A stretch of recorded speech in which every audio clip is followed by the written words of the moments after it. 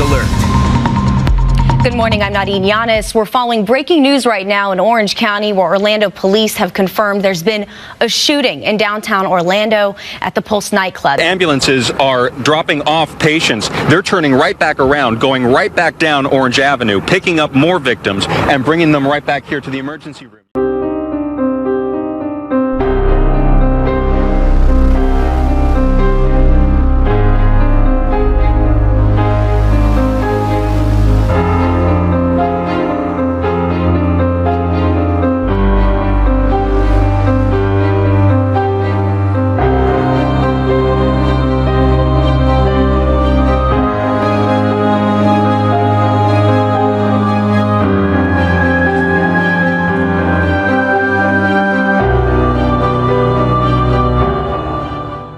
Born Omar Sadiq on November 16, 1986, in New Hyde Park, New York, to Afghan parent Shala Mateen and father Sadiq Mateen, who immigrated from Afghanistan in the 1980s and would go on to have 4 children, including Omar. Sadiq Mateen, having strong roots in his native land, became an FBI secret informant between 2005 and 2016, and Shala, a stay-at-home mother, I couldn't find too much info other than she listed her occupation as a teacher and was once taken into custody in 2002 for assaulting her husband. Charged with domestic battery, the charges were later dropped. After being raised in New York for a few years, the family moved to Port St. Lucie, Florida in 1991, a city on the Atlantic coast of southern Florida. The Mateens were described as being moderate Muslims. Omar started school at Mariposa Elementary. His school records paint a picture of a troublesome, angry, and appropriate young boy who struggled both academically and behaviorally. Documents obtained by CNN from the St. Lucie County schools show Mateen was disciplined 31 times between 1992 and 1999. These school records describe Mateen as, quote, rude and aggressive, and note he talked frequently about violence and sex. Mateen once threatened to bring a gun to school and kill everyone. That was in 4th or 5th grade. He was 9 or 10 years old. By the 7th grade, they placed him in a special classroom in order to avoid conflicts with other students. At age 14, after a fight with a fellow student, he was charged with battery and disturbing a school function. Charges were later dropped. At school the following year, during the 9/11 attacks, Omar was seen cheering in support of the hijackers. He told fellow students that bin Laden was his uncle and how he had taught him to shoot AK-47s. After his outburst, Omar's father picked him up at school and slapped him in the face a couple times for all to see. I would have done the same thing, but maybe closed my hand ever so slightly. Robert Zirkle rode the same bus route as Mateen during high school. Zirkle and other former classmates tell CNN in the days following September 11th, Mateen claimed Osama bin Laden was his uncle and made light of the attacks. He was acting like a plane, like he had his arms out. He was like making a plane noise, and like he made like a boom sound or like an explosion type of sound, fell in his seat and was like laughing about it and like it was a joke or something. My friends and I were like, if you don't stop, man, it's gonna be a problem. Omar left Martin High School after that incident and began attending a variety of different alternative high schools, eventually graduating from Stewart Adult Community High School with a full diploma. Omar started attending Indian River State College while holding various jobs at Gold's Gym and GNC Supplements. Around 2005, he started experimenting with steroids and became an avid abuser. By 2006, Omar graduated with a degree in criminal justice science and then started attending the Academy's job placement program. Ever since his childhood, Omar always wanted to become a police officer, but once again, that big mouth of his would land him in hot water. According to his classmates, shortly after the Virginia Tech shooting in 2007, he told a fellow officer at work that he should bring his gun into the academy, which led him to being expelled days later from the program. After leaving the academy, he became a licensed security guard in 2007. Here we can finally put a voice to his name. Here's a video of Omar being filmed unaware on a documentary examining the oil spills in the Gulf of Mexico. Is there any way that I could talk to any of the people that are out there working? Like, there's people out here, but they're all scattered all over the place. There's no one really to talk to, like any like supervisor. No one gives a shit. No one gives a shit here. Like, everybody just get out to get paid. They're like hoping for more oil to come out and more people to complain so they'll have the jobs. Because once people get laid off here, it's gonna suck for them. They want more disaster to happen because that's where their money making is. Yeah, it's all about the money, right? All about the money, exactly. In 2008, Omar met a girl through MySpace social networking site and married in 2009, but would split 9 months later. I know what you're thinking, she looks good, right? but she's far from good, as she would go on to play the victim in over 50 interviews. Talk about a media drama queen, making it all about herself, as if innocent people didn't just lose their lives. In the beginning, he was a normal being that cared about family, loved to joke, loved to have fun. But then a few months after we were married, I saw his instability, and I saw that he was bipolar and he would get mad out of nowhere. Then after a few months, he started abusing me physically very often, and not allowing me to speak to my family, keeping me hostage from them. He was mentally unstable and mentally ill. That's the only explanation that I could give, and he was obviously disturbed.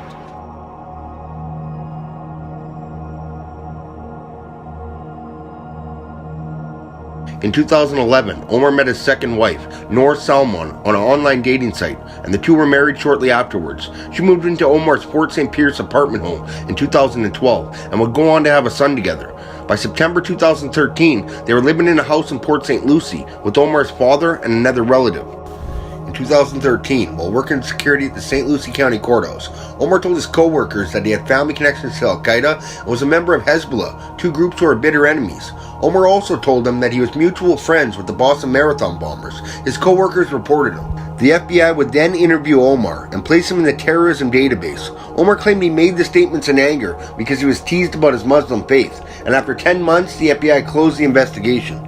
Statements that were inflammatory and contradictory that concerned his co-workers about terrorism. He said he hoped that law enforcement would raid his apartment and assault his wife and child so that he could martyr himself. After 10 months of investigation, we closed the preliminary investigation. Just 2 months after that, Jake, he appeared on the radar again with the FBI, this time because of something else that happened in Syria. An American-born suicide bomber who blew himself up in Syria, CNN confirmed earlier today, had attended the very same small mosque that this Orlando shooter was attending right here in this town in Fort Pierce, Florida. The FBI investigated and once again cleared him, finding no real true connection that would keep that investigation open. For years, Omar's family and job as a security guard seemed to be the only steady things in his life, but his family life was not as it seemed to some. Some thought that he might have been hiding something about his sexuality. Friends and co-workers wondered whether Omar was gay as far back as his days at Indian River College. At least 2 men in Orlando said they had previous contact with him before on gay dating apps. Even reports that Omar had visited Pulse nightclub before the shooting. The FBI investigated these claims but could not prove them, and they were deemed speculation. Kevin West knew of Mateen through the gay dating app Jacked. When he was first contacting me, he was saying like what clubs are popping. The last contact was like 3 months ago. West recognized Mateen when he saw him on Saturday night. And I was right in front of Pulse, and I was standing outside of the car. I said, hey. He turned, looked at me, said, hey, and he was just walking like a regular person. But he had on one of those droopy type hats that hang off the back of your head in a way. And I've always remembered him because the picture that he showed me online before was of him wearing one of those hat things. Chris Callan, who worked at Pulse as a performer, told Anderson Cooper he'd seen Mateen dozens of times at that club over a 3-year period. It's not clear whether he was interested in men or whether he was pretending to be in order to surveil possible targets. In 2014, Omar would move his family back to Fort Pierce. Omar was described by co-workers and family as a loner, spending the majority of his time outside of work at home. He would often browse the internet for hours. He was obsessed with gore sites and Islamic beheading videos. Omar had his gun license since 2007 and had no problem purchasing guns either. He spent a lot of time at various shooting ranges. He was a good shot too. With a handgun, he had a shot accuracy of 97%.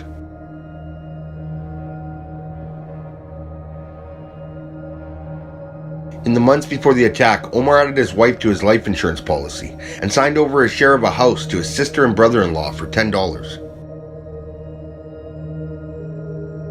May 21st, 2016, 3 weeks before the attack, surveillance cameras at Disney Springs capture Omar, his wife, and 3-year-old son buying a toy. While at Disney, phone records would later show that Omar pulled up an article on his cell phone about ISIS, calling for attacks in the US over the Muslim holy month of Ramadan. A week later, Salman drives her family car to Walmart near their home in Fort Pierce. Omar is seen buying ammunition for a handgun. Salman joins them with another toy for their son. June 4th, Omar is by himself at a Port St. Lucie gun store as he picks out an AR-15 assault rifle and a Glock 9mm handgun. June 8th, cell phone pings show Omar and his family drive from Fort Pierce to Orlando. While at Bass Pro Shops, Omar buys 3 magazines for his rifle. The couple then goes to a Florida mall, ringing up purchases they could not afford at Victoria's Secret, Kay Jewelers, and Michael Kors. June 9th, Omar goes to a gun range and practices shooting his new rifle. June 11th, less than 4 hours before the attack, Omar is seen wandering around Disney Springs. Cameras reveal there was a large presence of Orange County Sheriff deputies. Cell phone data indicates Omar drives towards downtown, hanging around Eve Orlando nightclub. He would then relocate. At around 1:30 a.m. in the morning, he would head down to Pulse nightclub, a gay bar/dance club, which was hosting a Latin night that night, to a packed bar. Omar would casually enter the bar, casing the place for more than 20 minutes. Omar would then leave the club and move his car closer to the entrance. At 2:01 a.m., Omar would enter the club again, this time with his assault rifle and his handgun, heading straight for the dance floor and begin shooting at the crowd. Meanwhile outside, police officer Adam Gruler, who was working extra duty as security for Pulse, hears the gunshots and follows them. After witnessing people being executed running for the doors, he quickly calls it in. Shots fired, 1912, South Orange Avenue, shots fired, multiple down. He would then engage in gunfire with Omar through the entrance lobby door. After losing sight of Omar, heading east on the dance floor, he would run around the building to the patio gate doors, where he would get into a brief shootout before retreating and waiting for backup. Inside the club, as Omar is looping around the dance floor, something miraculous would happen. Omar's assault rifle would actually jam, which clearly saved many lives. He then continues down a small corridor, where the only area he can go is the north or south bathroom. He enters the south bathroom firing his 9mm handgun. He then goes to the north bathroom and continues, firing his handgun over and under the bathroom stalls, shooting people trying to hide. It was dark and hot, and the bathroom was full of panicked clubgoers. This grainy cell phone video is one of 3 taken by Miguel Leyva, who got pushed into the bathroom when the shots began. 2:06 a.m., additional officers would arrive, entering through the lobby. As they see the whole horror inside, officers yelling at the wounded to get out if they can. You can walk!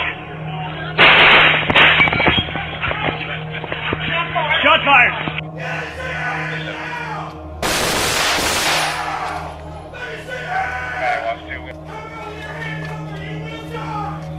Hearing gunshots coming from the north bathroom, the officers would fire a few warning shots before taking position at a bar directly across the bathrooms. With many hostages being held in the north bathroom, a long standoff would ensue, and for the next 3 hours, Omar did not fire an additional round. What he did do, though, was call 911 5 times, taking responsibility for the shooting and pledging his allegiance to ISIS. Emergency 911, this is Dr. Line, being recorded. What? Okay.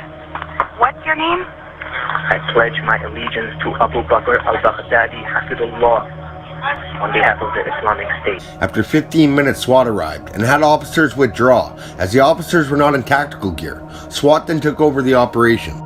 Meanwhile, in the north bathroom, phone records would later show that Omar spent much of his time researching how to unjam his assault rifle, in which he was unsuccessful. By 2:35 a.m., police had managed to extract nearly all the injured from the nightclub. Those who remained included the hostages held by Omar in the bathroom, as well as a dozen people hiding inside dressing rooms. Is there anybody else in here? Show us your hands! I got his hands. Please help. Come out. Come out. Come on. You're a policeman. Come out. Hurry up. Come on. Hurry up. What are we doing now? Getting more. Okay. Just trying to get him out right now.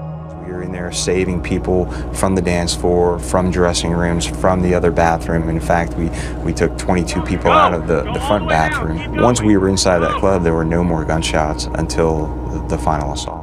Between 2:48 a.m. and 3:27 a.m., Omar spoke with hostage negotiators 3 times. They need to stop the U.S. airstrike. You have to tell the U.S. government to stop bombing. I understand that, but here's why I'm here right now. I'm with the Orlando police. Can you tell me what you know about what's going on tonight? What's going on is that I feel the pain of the people getting killed in Syria and Iraq. Okay. So, have you done something about that? Yes, I have. Tell me what you did, please. No, you already know what I did. I have a vest. Okay, you have a vest. Hey. I understand that. Okay, and so what kind of vest are you talking about? Is it a bullet-resistant vest? Is it a bomb vest? No. It's what they use in France. It's what they use in France. Sorry, I gotta go. By the way, There's some vehicles outside that have some bombs, just to let you know. If people are going to get it, and I'm going to ignite it if they try to do anything stupid. Okay, I understand that, and I'll pass that along. Can you tell me what vehicle? Because I don't want to see anybody get hurt. No. But I'll tell you this, it can take out a whole city block almost. Guys, we're getting a report of that somebody in one of the bathrooms may have an explosive device strapped to him. Just so you guys know, in the building, you may not want to stay there. At 4:21 a.m., 8 of the hostages managed to escape after police had removed an air conditioning unit from a dressing room window. As clubgoers were being rescued, they told police that the shooter had threatened to put bomb vests on 4 people within the next 15 minutes. This would be the final straw for Orlando police and SWAT members, and at 5 a.m. they try to blow their way in with a bomb, but it's only partially effective. They then use a Bearcat armored vehicle to breach the hole in the wall, but it only leads them to the hallway. As Orlando police were trying to breach the wall, Omar opened a bathroom stall door and began firing at the hostages, killing a man who sacrificed his life as he shielded a woman. The last thing that I heard before the police said, move away from the walls, because obviously they were about to bust through again. He said, "Hey you," to someone on the floor inside the bathroom, and shot them. Shot another person, and then shot another person who happened to be directly behind me, who I'm told through the eyes of Tierra that shielded me with their own body to make sure that I wasn't hit. So, and I don't know who that person is. I don't know the name of that person, but if they're somewhere watching thank you for saving my life, literally. Upon hearing gunshots coming from the north bathroom, officers immediately respond by throwing flash bombs into the hole in the wall between both bathrooms, a distractionary device that mimics an explosion in hopes to draw out Omar from the north bathroom, and it works. Omar then appears through the smoke, firing his 9mm handgun. He was able to get off a total of 3 shots. And remember when I mentioned earlier he had a 97% accuracy with a handgun? Well, check out this lucky bastard.